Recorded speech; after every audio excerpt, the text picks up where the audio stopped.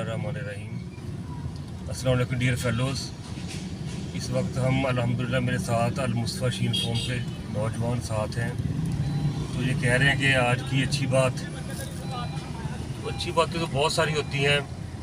Simple ये है कि think before you speech, first weigh then say, पहले तोलो फिर बोलो। जो बोल ज़बानों निकल गया वो तीर कमानों निकल गया।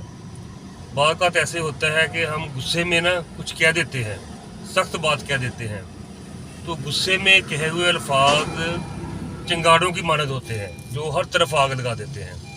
तो पहली तो बात ये है, when you are in angry mood तो साइलेंट बेहतर है, खामोश हो जाए, कुछ ना कहें।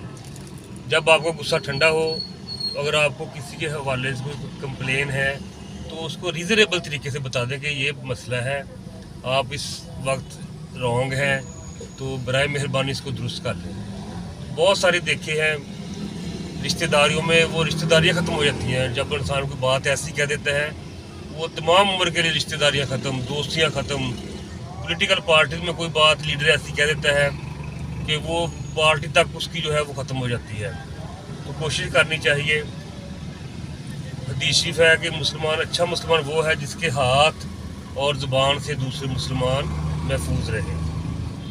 मिठियाँ मिठियाँ बोलियाँ मदनी डोल दियाँ, कन्ना दे विच पैंदियाँ ने रस बोल दियाँ। जिस तरह आप सल्लम का अखलाक मुबारक था हमारे लिए मिशले राह है, तो हमें फॉलो करना चाहिए कि आपने कभी भी अपनी ज़ुबान मुबारक से किसी को हर्ट नहीं किया।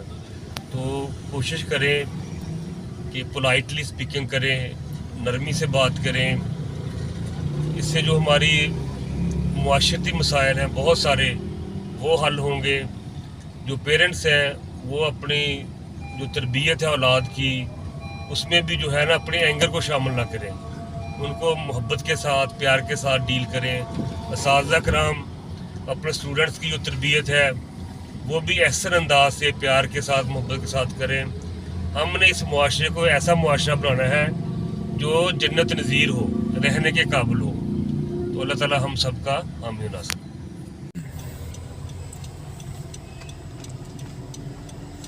यार आधी किड्डा प्यारा सीन है।